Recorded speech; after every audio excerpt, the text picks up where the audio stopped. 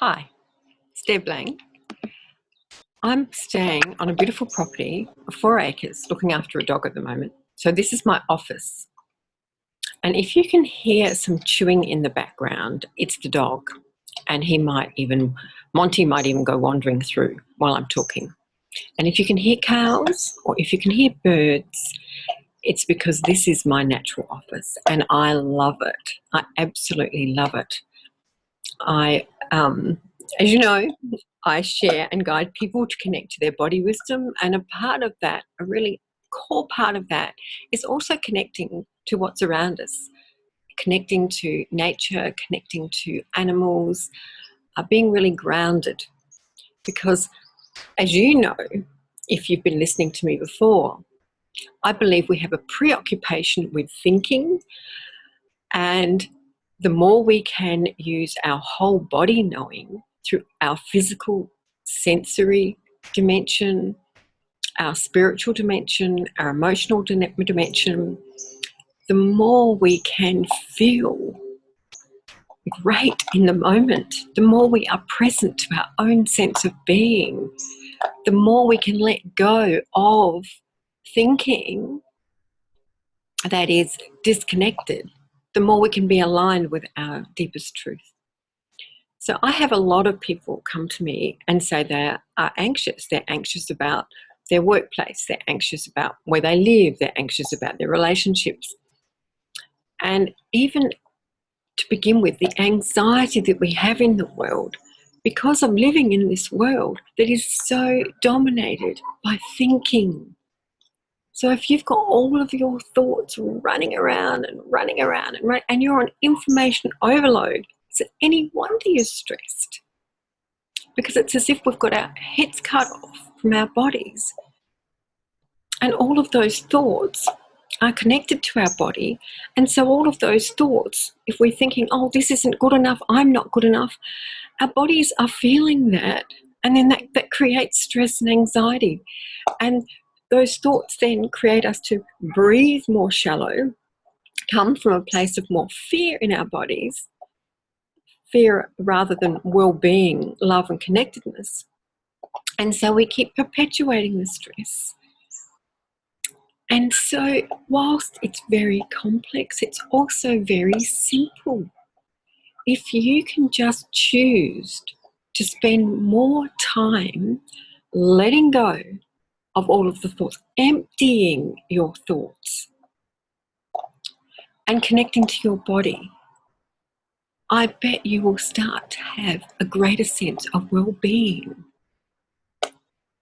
So if you imagine a normal work day, you live in a city, it's your normal work day. What do? Do you get up and go to a gym?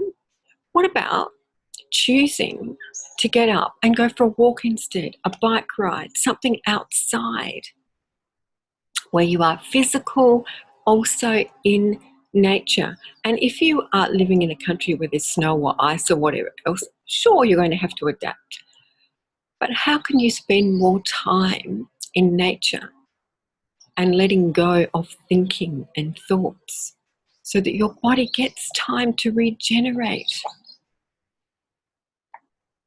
And at work, between meetings, if you go from one meeting to the next meeting to the next meeting, and you've got all of this thinking going on, all this strategizing, and maybe there's conflict or tension, and then you're on to the next meeting, or then you're in front of a computer and you're working industriously away, and then you've got all this build up from the whole day, and then it's time to go home and you're on the train, you're on the bus, or you're in a car and you're in traffic jams, then you walk in the door and then it's hastily trying to find something to eat, and then it's, you're exhausted and you zonk out in front of telly or whatever, and then you go to bed stressed.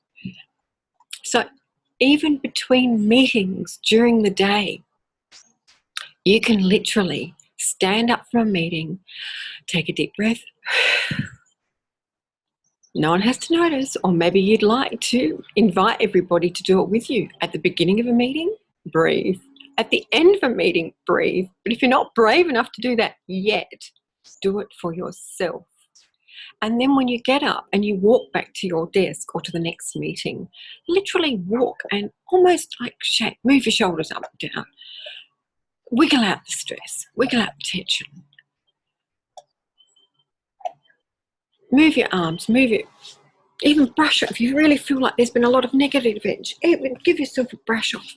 Nobody has to know what you're doing, but you're actually brushing off all of this energy. Use your body to brush it off.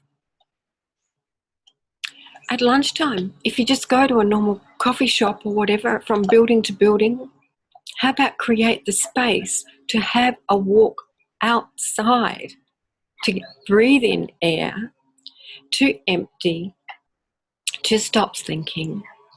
If you're with people all day, perhaps you need that 10 minutes of space to empty and not think about anything, but looking at the trees, a garden, listen to the birds, just something that takes you out of your head.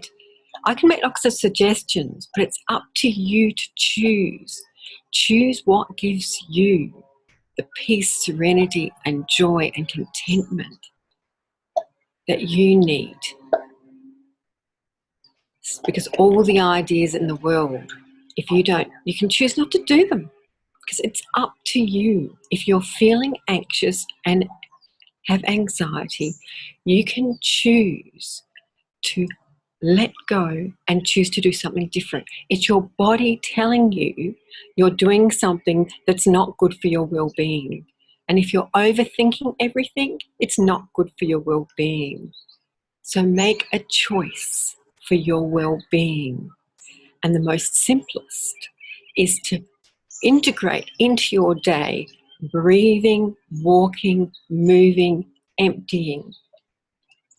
And for those people who even need to do more emptying, you can empty in the shower by singing it all out or screaming it all out. You can empty by writing in a journal. Write it all out.